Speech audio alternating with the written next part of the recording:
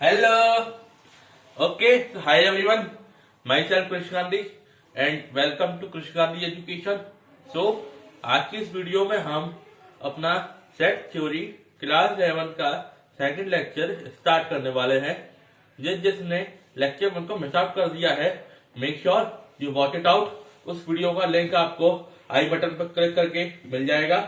आपको जो second lecture start करने से पहले फर्स्ट लेक्चर देख लेना है.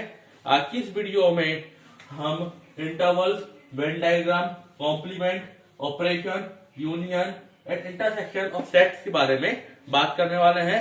Make sure you like it. Now let's start our video. Okay, so video start करते हुए सबसे पहले हम इंटरवल्स के बारे में पढ़ते हैं. हमने 7th क्लास में नंबर लाइन के बारे में पढ़ा है. सबसे पहले हम ये वाला जो ब्रैकेट होता है इसको हम बोलते हैं इसको ओपन ब्रैकेट. क्या बोलते हैं? Open bracket. और इस वाले को हम बोलते हैं क्लोज ब्रैकेट. ठीक है.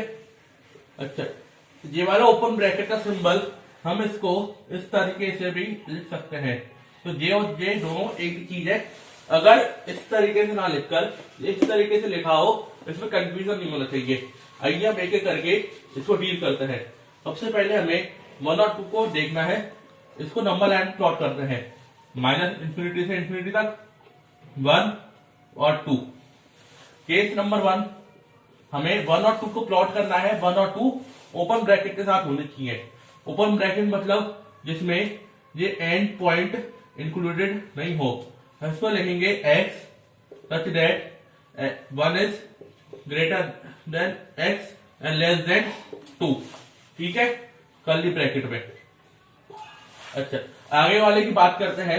इसको हम बोलते हैं क्लोज ब्रैकेट. क्लोज ब्रैकेट को हम इस तरह का रिप्रेजेंटेशन करते हैं 1 और 2.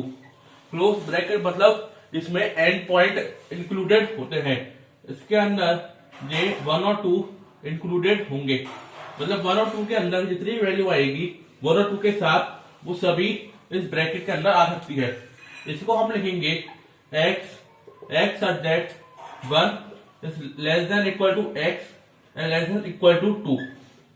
अच्छा, इस क्लोज ब्रैकेट के साथ ये वाला साइन हमेशा आएगा. अच्छा, अब आगे बढ़ते हुए ये कर्ली ब्रैकेट के बारे में बात करते हैं. ये case number 2. Case number 3, curly bracket 1 और 2 के अंदर मतलब खाली के 2 ही एलिमेंट आएंगे, 1 और 2. तीसरा कोई भी एलिमेंट इसके अंदर नहीं आएगा. केस 4. अच्छा, इसको बोलते हैं हम ओपन इंटरवल. इसको बोलते हैं क्लोज इंटरवल. और इस वाले को बोलते हैं, केस नंबर 4 वाले को, सेमी ओपन या फिर सेमी क्लोज इंटरवल, जिसमें एक इंटरवल ओपन होता है और दूसरा इंटरवल क्लोज होता है. इस तरीके को बोलते हैं सेमी ओपन या सेमी क्लोज. अच्छा, इसको अगर हमें नंबर लाइन पे प्लॉट करना है, इसको इस तरीके से करेंगे 1 और 2. ये पूरे एलिमेंट आ जाएंगे 1 और 2 के बीच में, जिसमें 1 इंक्लूड नहीं होगा और 2 इंक्लूड हो जाएगा. याद रखना, जहां पे भी इस टाइप का ब्रैकेट आता है वहां पे इक्वल टू का साइन आता है. और इसको रिप्रेजेंट करेंगे x such that 1 is greater than x and less than equal to 2. यहाँ पे आपने देखा होगा, यहाँ पे इक्वल टू का साइन नहीं लगा है क्योंकि 1 जो है ओपन ब्रैकेट में है और 2 यहाँ पे क्लोज ब्रैकेट का साइन लगा है. इक्वल टू का साइन भी लगा है क्योंकि ये क्लोज ब्रैकेट के साथ है. मैं उम्मीद करूंगा कि आपको समझ में आया होगा. पहले इतना नोट करो. ओके, सबसे पहले हम अब ऑपरेशन ऑफ सेट पढ़ने वाले हैं. ऑपरेशन अलग अलग टाइप से लगने वाले हैं. सबसे पहले हम यूनियन का ऑपरेशन समझते हैं. यूनियन मतलब एकता. इसको रिप्रेजेंट करने के लिए हमें वेन डायग्राम को समझना पड़ेगा. वेन डायग्राम बेसिकली हमें किसी एक एलिमेंट लेते हैं A, 1 2 3 4. अच्छा, B दूसरा लेते हैं 3 4 5 और 6. हमें एक इसका A यूनियन B पता करना है. अच्छा, इसको हम वेन डायग्राम समझते हैं. एक रेक्टेंगल बना दिया, ठीक है, दो सर्कल बना दिए, इसको बोल दिया ए, इसको बोल दिया बी। ए यूनियन बी मतलब ए और बी के अंदर जितने भी एलिमेंट आ रहे हों उसको हम ए यूनियन बी से रिप्रेजेंट करते हैं।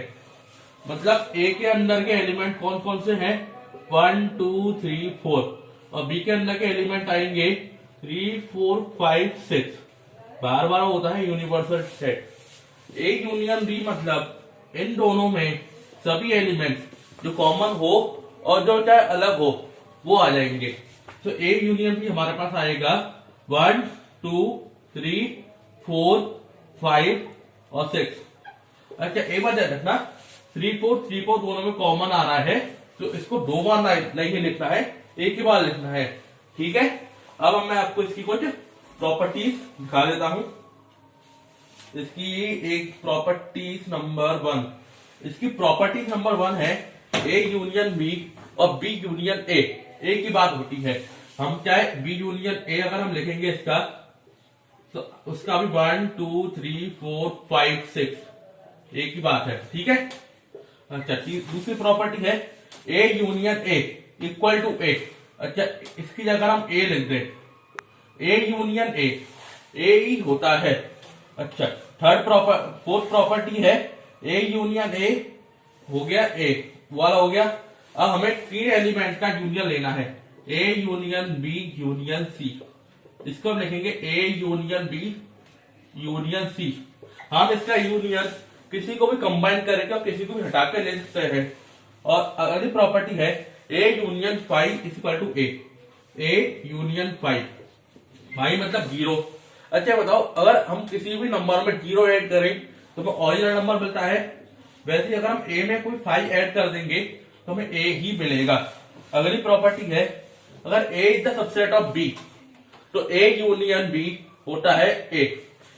अगर ए बी का पार्ट है तो इन दोनों के दोनों एलिमेंट ए आ जाएंगे। मैं आपको इसकी प्रॉपर्टी दिखा देता हूं, ये देखिए इसकी प्रॉपर्टी, ठीक है। अब हम इसके बाद इंटरसेक्शन पढ़ते हैं, पहले जरा नोट करो।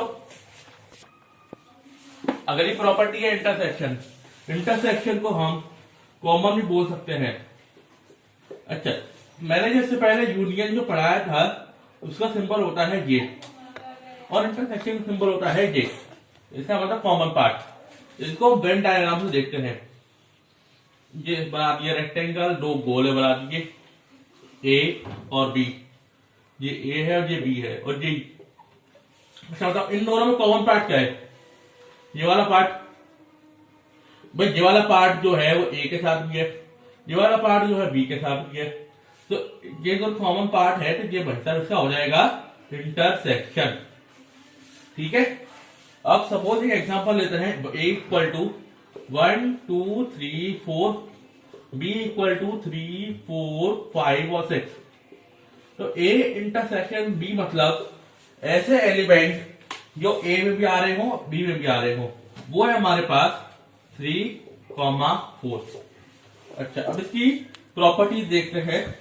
पहली प्रॉपर्टी हमारे पास आती है ए इंटरसेक्शन बी और बी इंटरसेक्शन ए, दोनों की वैल्यू सेम है। अच्छा अब हम बी इंटरसेक्शन ए देखें तो वो भी हमारे पास 3 4 ही आएगा। अगली प्रॉपर्टी है A intersection A equal to A. भाई ए और ए में कॉमन तो ए ही आने वाला है। अगली प्रॉपर्टी है जो यूनियन की तरह थी, A intersection B intersection C equal to A intersection B, को हम एक साथ ले सकते हैं और सी को हटा सकते हैं। ए इंटरसेक्शन यू मतलब ए और पूरे यूनिवर्स में जो कॉमन आएगा वो ए आएगा। ए इंटरसेक्शन 5 मतलब एक डिब्बे के अंदर कुछ भी नहीं, तो इन दोनों में कॉमन क्या होगा, कुछ भी नहीं। अच्छा अगला जो प्रॉपर्टी है वो इंपॉर्टेंट है, अगर A is the subset of B then A intersection B equal to A. भाई ए लड्डू के अंदर, एक डिब्बा के अंदर लड्डू है, लड्डू हो गया हमारे पास ए और डिब्बा हो गया बी, तो लड्डू और लड्डू के डिब्बे में जो कॉमन आएगा वो होगा लड्डू मतलब ए। अच्छा ये आपको क्लियर है। ये आपको प्रॉपर्टीज में आपको स्लाइड का शो दिखाता हूं, ये प्रॉपर्टीज आ गई जो मैं समझाइए, पहले इतना नोट करो। ओके अब हम डिफरेंस के बारे में पढ़ने वाले हैं। डिफरेंस बेसिकली सेट का मतलब होता है a माइनस बी और b माइनस ए। इसको हम वेन डायग्राम से देखते हैं। ए बी कोई सेट है, अगर हमें a minus B find out करना है तो a के अंदर जितने भी एलिमेंट है उन सब b के एलिमेंट को हटा देंगे, समझ गए? इसको बोलेंगे अपन a माइनस बी।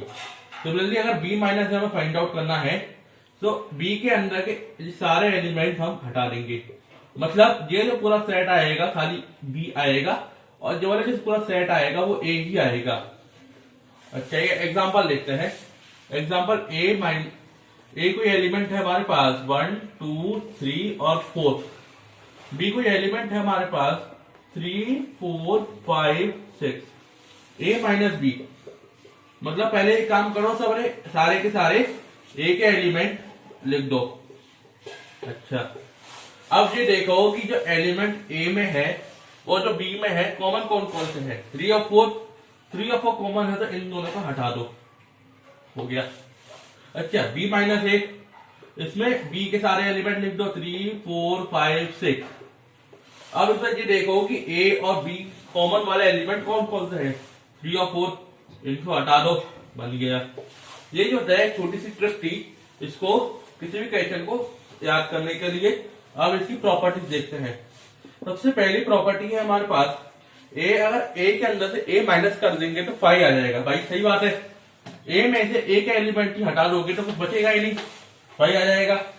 अगली प्रॉपर्टी है a में से 5 हटाओगे तो कुछ a ही आएगा, मतलब a के जितने भी एलिमेंट है उसको 0 माइनस कर दोगे तो a ही आने वाला है। अगली प्रॉपर्टी है a minus U equal to 5, मतलब अगर हम भाई संसार में रह रहे हैं और संसार ही हट जाएगा तो हम कैसे जिंदा बचेंगे? तो कुछ नहीं बचेगा, तो a minus U equal to 5। अच्छा, अब अगला है a minus B intersection c, तो वो आ जाएगा मतलब a minus B intersection c। तो वो वाली प्रॉपर्टी हमारे पास इस तरीके से लिखे जाएंगे a माइनस बी, इन दोनों का माइनस यूनियन कर दो b माइनस c, समझ गए? a minus c। अच्छा, इसी तरीके से अगली वाली प्रॉपर्टी जो यूनियन का बेस है वो भी इस तरीके से आ जाएगी a माइनस बी, यूनियन यहाँ पे था, यहाँ पे लगा दो इंटरसेक्शन a माइनस सी। आप इसको एग्जांपल से एक्सपेरिमेंटली भी प्रूव कर सकते हैं, पहले इतना नोट करो। अब हम पढ़ने वाले हैं कॉम्प्लीमेंट। कॉम्प्लीमेंट को हम इस तरीके से और इस तरीके दोनों कैसे रिप्रेजेंट कर सकते हैं। इसका मतलब होता है कॉम्प्लीमेंट का u में से a के जितने भी एलिमेंट है हटा दो, इसका मतलब होता है u माइनस a। a की भाई जो एलिमेंट है जितना इसके अंदर का सेट है वो पूरा a है और ये पूरा u है, तो u माइनस a ये वाले एलिमेंट बचते हैं। a के बाहर का जो एरिया होगा वो बचेंगे हमारे पास a कॉम्प्लीमेंट। अच्छा, अब इसकी प्रॉपर्टीज देख लेते हैं। a यूनियन a कॉम्प्लीमेंट मतलब a और a के बाहर वाला एरिया हो जाएगा हमारे पास u। अगली प्रॉपर्टी इन दोनों का इंटरसेक्शन, भाई ये वाला इस एरिया में सर्कल में और स्क्वायर के अंदर वाले एरिया में कुछ कॉमन नहीं है तो वो आ जाएगा 5। इसके बाद अगली प्रॉपर्टी है हमारे पास u कॉम्प्लीमेंट होता है हमारे पास। u कॉम्प्लीमेंट मतलब u minus u equal to 5, समझ गए? अब अगली प्रॉपर्टी है a माइनस a कॉम्प्लीमेंट। भाई a में से a कॉम्प्लीमेंट का मतलब होता है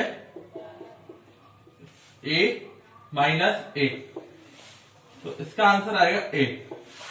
ठीक है, तो मेक श्योर पहले आप इतना नोट करो। ओके, अब हम डी मॉर्गन लॉ पढ़ने वाले हैं। डी मॉर्गन लॉ बोलता है अगर हमें a यूनियन b का होल कॉम्प्लीमेंट लेना है तो वो आता है हमारे पास a कॉम्प्लीमेंट यूनियन है इंटरसेक्शन और b कॉम्प्लीमेंट सेपरेटली। सिमिलरली अगर हमें a इंटरसेक्शन b कॉम्प्लीमेंट का लेना है तो आता है a इंटरसेक्शन, अगर ये इंटरसेक्शन है तो यूनियन और b कॉम्प्लीमेंट। इसको प्रूव करते हैं। ये वाला आएगा हमारे पास, दो सेट है a और b, ये a सेट है ये b सेट है। a यूनियन b ये पूरा आ गया। इसका कॉम्प्लीमेंट मतलब u minus a union b, तो क्या बचेगा हमारे पास? ये बाहर वाला एरिया तो हमारे पास इसका ओवरऑल आंसर आ जाएगा बाहर वाले एरिया। ठीक है,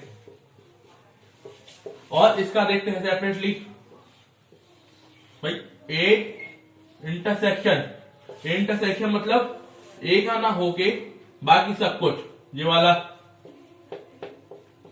और बी का ना होके बाकी सब कुछ, इन दोनों में कॉमन यही वाला आएगा, है ये दोनों इक्वल हो जाएंगे। सिमिलरली आपको भी इसी तरीके से इसको प्रूव करके मुझे कमेंट बॉक्स में लिख के बताना है। पहले अपना नोट करो। ओके, सो आज के लिए बस इतना ही। मैं उम्मीद करूंगा आज मैंने आपको complement, De Morgan law, union, intersection जैसे जो पढ़ाया है वो समझ में आया होगा। इसमें एक पार्ट और आएगा थ्योरी का, उसके बाद हम क्वेश्चंस को टैकल करेंगे। Make sure you watch this video and subscribe to my channel. Make sure to hit the like button. Bye.